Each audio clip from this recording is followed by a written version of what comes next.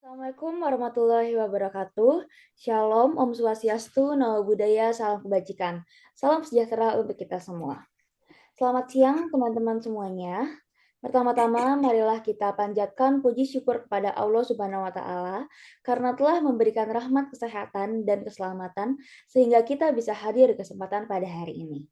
Perkenalkan, nama saya Riki Tia Amanda dengan NPM 19.473 dari kelompok Deadliners yang akan bertugas sebagai moderator diskusi pada hari ini, yang berjudul Kritis dalam Menganalisis Tindak Pidana Pembunuhan Berencana Brigadir J. Adapun teman-teman kelompok saya, kelompok Deadliners yang pertama yaitu Bagus Arif dengan NPM 19.113, Nevin Pridolin dengan NPM 19.468,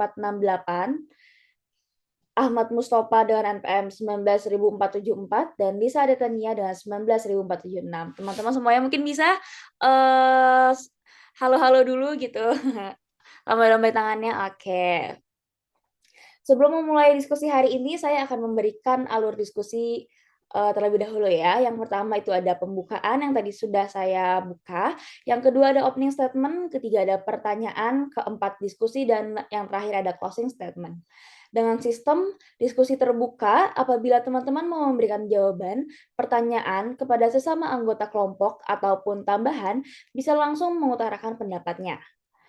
Baik, untuk memulai diskusi pada hari ini, izinkan saya untuk memulai dengan memberikan opening statement agar dapat memperjelas pemahaman materi untuk hari ini.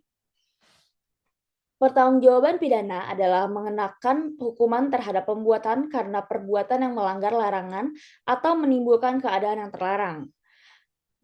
Pertanggungjawaban pidana karenanya menyangkut proses peralihan hukuman yang ada pada tindak pidana kepada pembuatnya. Pada alasan penghapusan pidana merupakan peraturan yang ditujukan kepada hakim yang peraturannya menetapkan berbagai keadaan pelaku yang telah memenuhi perumusan delik sebagaimana yang telah diatur di dalam undang-undang yang seharusnya dipidana, akan tetapi tidak dipidana. Alasan penghapusan pidana didasarkan pada dua alasan, yaitu yang pertama, alasan tidak dapat dipertanggungjawabkannya seseorang yang terletak pada diri orang tersebut, dan yang kedua, alasan tidak dapatnya dipertanggungjawabkannya seseorang yang terletak di luar dari diri orang tersebut. Selama beberapa bulan terakhir, Indonesia sedang sibuk mempersoalkan peristiwa pembunuhan polisi oleh polisi yang sangat menyita perhatian. Kasus FS diduga merupakan tindak pidana pembunuhan direncanakan atau tidak direncanakan.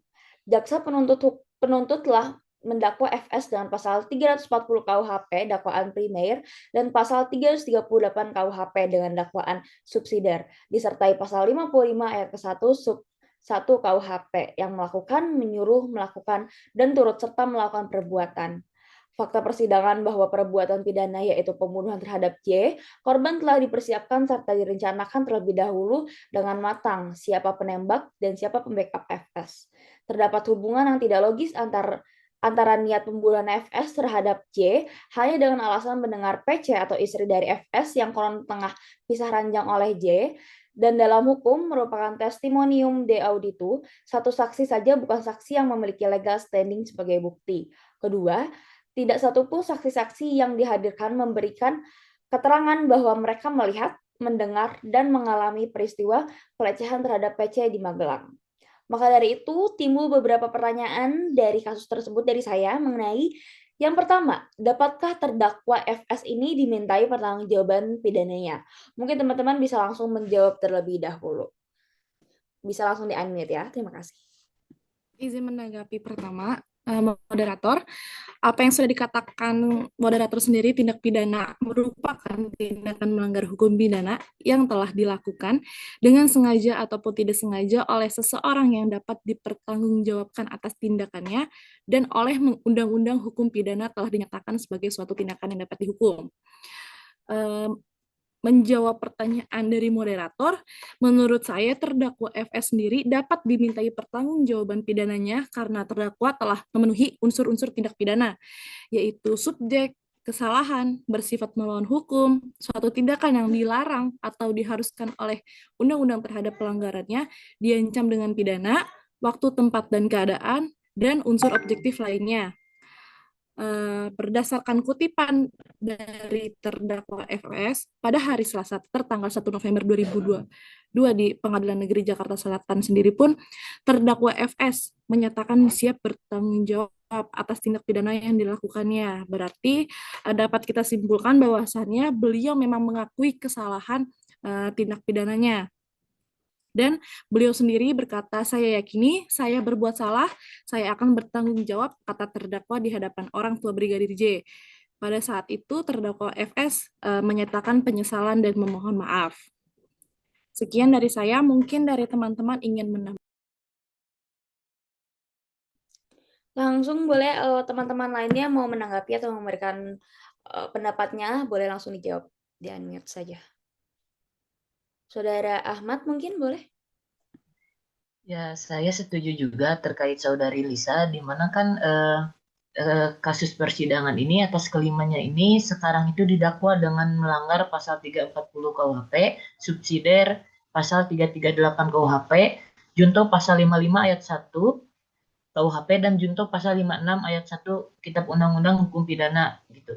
Di mana menurut saya ini suatu kejadian SF ini merencanakan gitu, bisa dibilang pembunuhan berencana gitu. Kenapa bisa dibilang pembunuhan berencana? Karena dalam waktu SF ini di Saguling mendengar bahwa istrinya itu bercerita tentang terjadi pelecehan di Magelang, bahwa saudara SF ini masih bisa melakukan dengan kata tidak lain itu melakukan badminton bersama teman-temannya itu gitu, kawan rekan-rekannya itu gitu.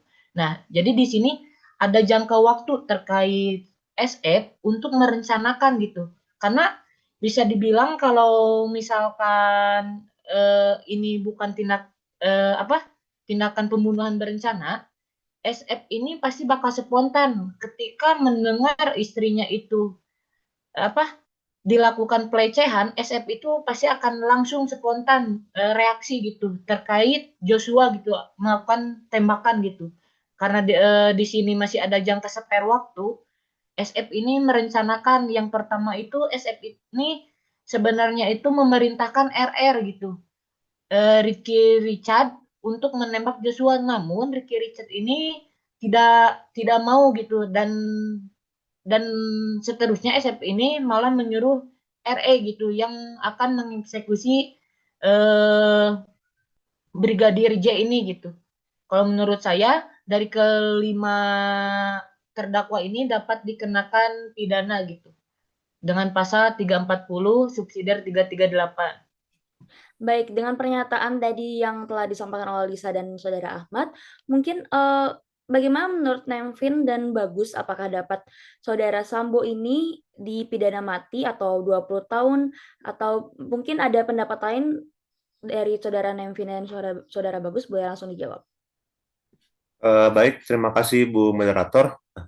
Menilik pada kasus yang sekarang terjadi ini menjadi kasus perbincangan yang sangat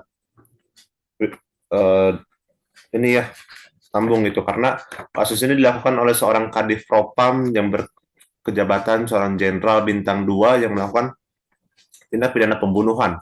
Nah, menilik pada ketentuan pasal 340 yang berbunyi barang siapa dengan sengaja dan dengan rencana terlebih dahulu merampas nyawa orang lain diancam karena pembunuhan dengan rencana dengan pidana mati atau pidana penjara seumur hidup atau selama waktu tertentu paling lama 20 tahun.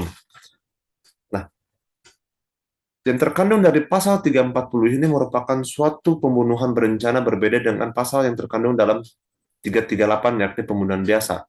Saya sangat sepakat atas pendapat dari teman-teman yang mengatakan bahwa ini pembunuhan berencana.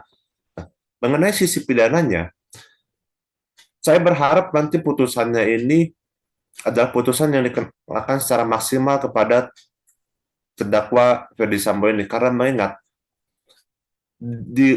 dia melakukan perbuatannya dengan suatu pemberatan atau suatu keadaan yang bisa menjerat ini secara maksimal. Karena apa? Karena yang pertama, dia seorang penegak hukum yang seharusnya dia mengetahui apa ya perbuatan yang diperbolehkan oleh undang-undang dan perbuatan yang tidak diperbolehkan oleh undang-undang, karena dia sebagai aparat penegak hukum. Yang kedua, secara dia seorang bintang 2. Yang jelas dia mengetahui dan mempunyai keahlian atau kemampuan yang berlebih akan menafsirkan suatu perbuatan, akan menafsirkan suatu ketentuan pasal perundang-undangan, yang mana menurut saya sangat sepakat apabila nanti putusan pidananya itu dikenakan secara maksimal kepada Ferdy Sambo. Seperti itu mungkin, Bu. Baik, terima kasih atas jawabannya. Mungkin Saudara Bagus bisa langsung menambahkan lagi. Saya mungkin hanya menambahkan dari Saudara Nempin.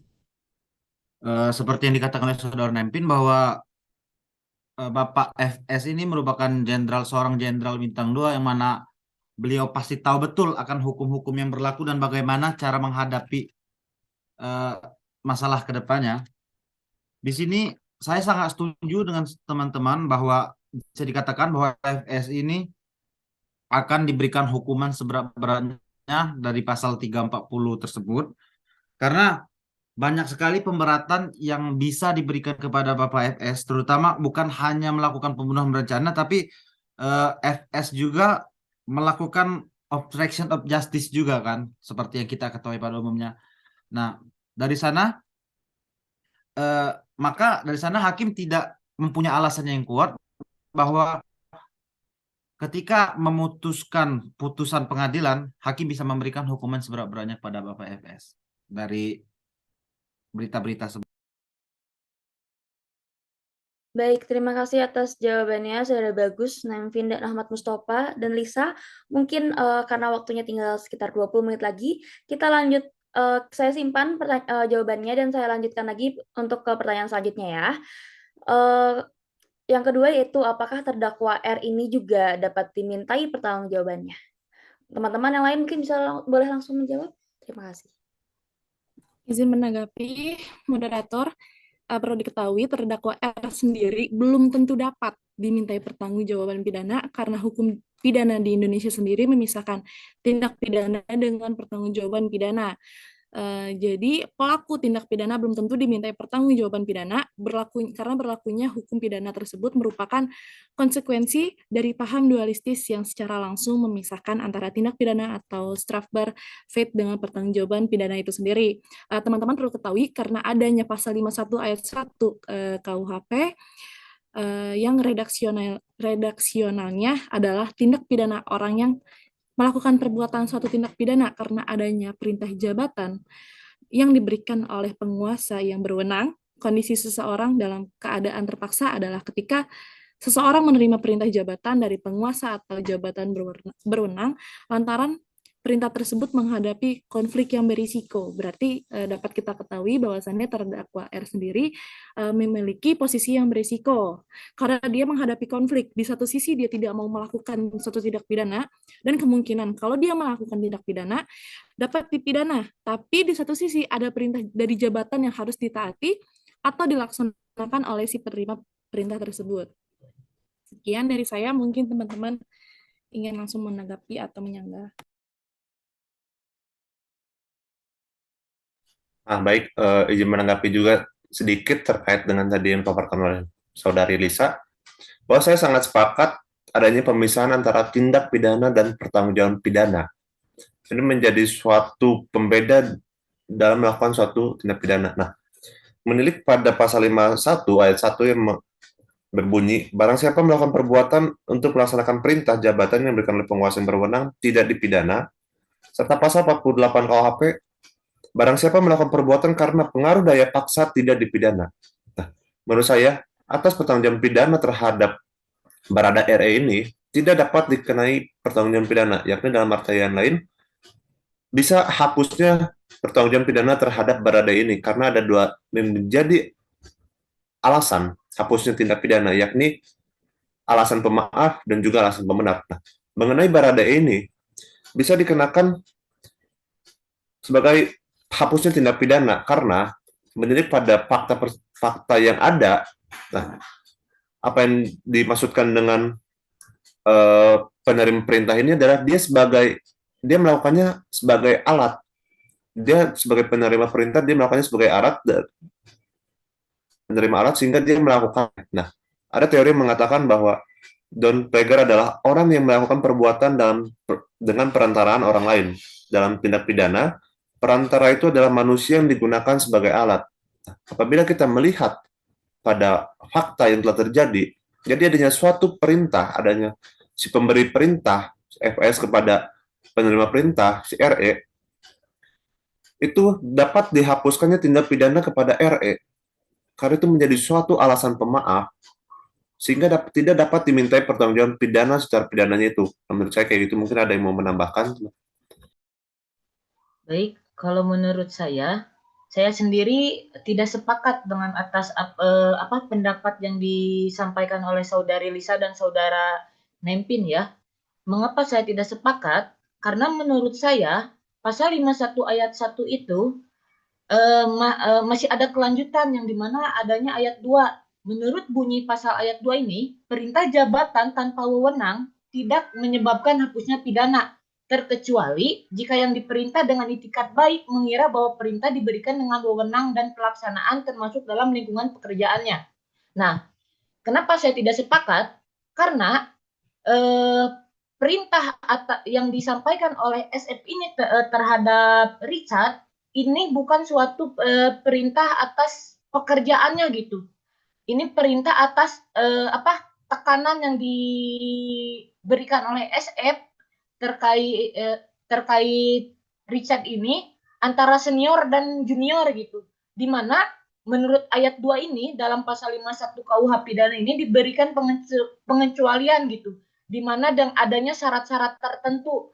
Yang pertama, saya tegaskan ya, jika yang diperintah dengan itikat baik mengira bahwa perintah diberikan dengan wewenang yang sah gitu. Yang kedua, pelaksanaan perintah itu termasuk dalam lingkungan pekerjaan orang yang diperintah. Oleh sebab itu, saya sendiri sangat tidak sepakat dengan atas argumen yang telah disampaikan oleh Saudari Lisa dan Saudari Nempin. Karena di sini juga ada contohnya gitu, di mana seperti seorang pejabat polisi memerintahkan kepada polisi bawahannya untuk memukuli seorang tahanan yang berteriak-teriak. Perintah yang diberikan itu jelas perintah yang tidak sah. Juga perbuatan memukuli seorang bukan termasuk dalam lingkungan pekerjaannya. Jadi seperti yang sudah saya tadi bilang gitu, bahwa Baradae ini melakukan tembakan itu bukan dalam lingkup pekerjaannya gitu. Jadi Baradae ini bisa dikenakan tindakan pidana gitu. Sekian dari saya. Baiklah, mungkin saya akan langsung melanjutkan aja apa yang dijelaskan oleh Saudara Amus. Saya setuju dengan yang disampaikan oleh Saudara Amus bahwa pada pasal 51 KUHP yang tertuang di ayat 2, perintah jabatan tanpa wewenang tidak menyebabkan hapusnya pidana.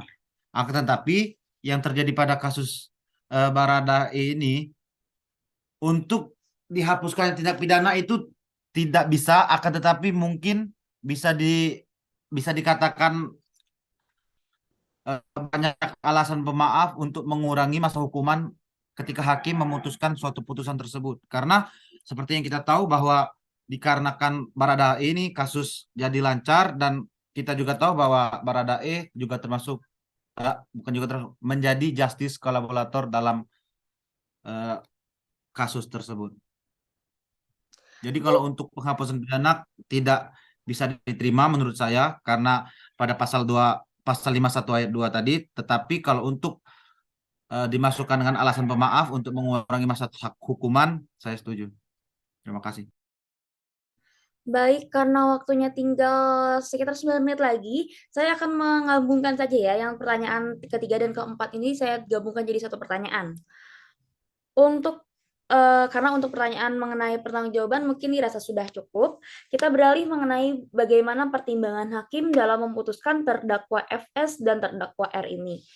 Silakan mungkin 2 orang saja yang bisa menjawabnya karena waktu tinggal sedikit lagi. Terima kasih. Langsung dijawab saja. Saudara Ahmad boleh mungkin, atau Saudara Nemvin? Oke, baik.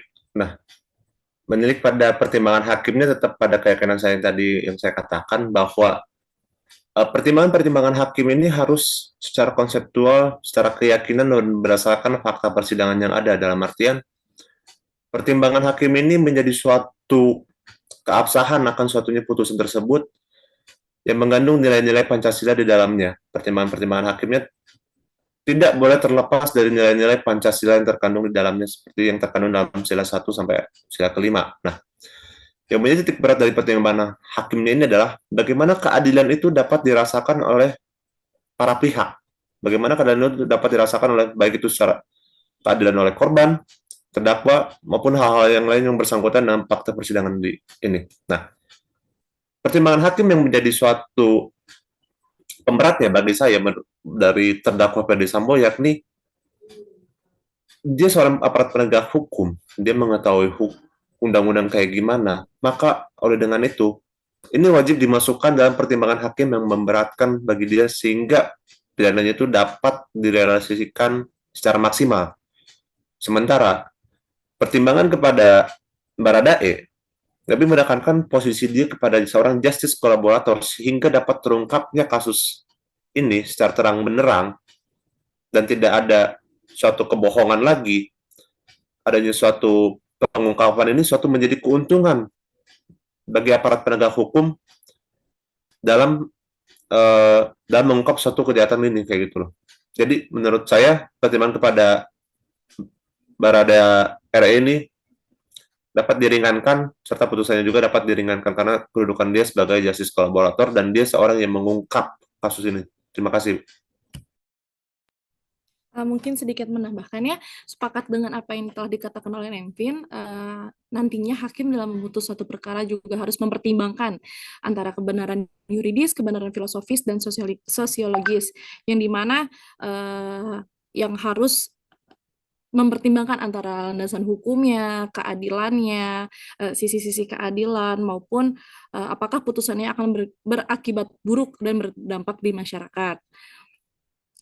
Lalu, mengingat pada kasus pembunuhan ini belum adanya putusan akhir, jadi menurut saya pun hakim ini telah mempertimbangkan kebenaran yuridis, filosofis, dan sosiologis. Saya juga berharap siapapun hakim yang menangani ini dapat harus ditegakkannya keadilan dan kebenaran dengan putusan hukum yang maksimum. Maka perkara ini harus diputuskan dengan sanksi yang paling berat. Jadi jangan memakai rasa kasihan orang per orang dan lain-lain, tapi lihat penegakan hukum di negara kita yang citra penegakan hukumnya sedang meluncur ke arah kehancuran. Sebab bahwa ini kejahatan besar baik soal pembunuhannya maupun soal obstruction of justice-nya. Baik, karena mungkin waktunya sudah mepet ya, tinggal 5 menit lagi. Terima kasih banyak untuk teman-teman yang sudah menjawab pertanyaan tadi terakhir. Saya cukupkan ya diskusi kami hari ini dengan memberikan closing statement. Memperhatikan sidang di PN Jakarta Selatan dengan terdakwa FS, PC, RR, dan RE, dan KM, dan beberapa saksi tampak jelas dan terang perkara tersebut telah memenuhi syarat formil dan syarat material dari surat dakwaan menurut pasal 143 ayat 2 KUHP. Saya tadi juga ada sedikit mengutip dari kalimat saudari Lisa tadi ya, yang terakhir itu mengingat pada kasus pembunuhan ini belum adanya putusan akhir, maka berdasarkan putusan selam menurut saya, hakim telah memberikan pertimbangan kebenaran yuridis, filosofis, dan sosiologis. Perkara ini penting, bahkan lebih dari sekedar penting. Perkara ini sudah terbukti akan menjadi catatan paling penting dalam sejarah negara kita, negara Indonesia, terutama negara hukum. Siapapun hakim yang menanganinya, keadilan dan kebenaran harus ditegakkan dengan putusan hukuman yang maksimum. Alhamdulillah, rangkaian acara diskusi kali ini telah selesai. Semoga apa yang disampaikan oleh para anggota hari ini bisa bermanfaat sebagai pengetahuan dan kesadaran bagi kita semua dalam memaksimalkan komunikasi di tengah pandemi ini. Saya ucapkan terima kasih banyak kepada para mahasiswa kelompok Deadliners yang sudah hadir untuk memeriahkan acara ini. Demikian acara diskusi kritis dengan berjudul Kritis dalam menganalisis tindak pidana pembunuhan berencana Brigadir J hari ini. Saya sebagai moderator memohon maaf jika ada kesalahan saat berlangsungnya diskusi hari ini. Terima kasih banyak. Wassalamualaikum warahmatullahi wabarakatuh. Waalaikumsalam warahmatullahi wabarakatuh.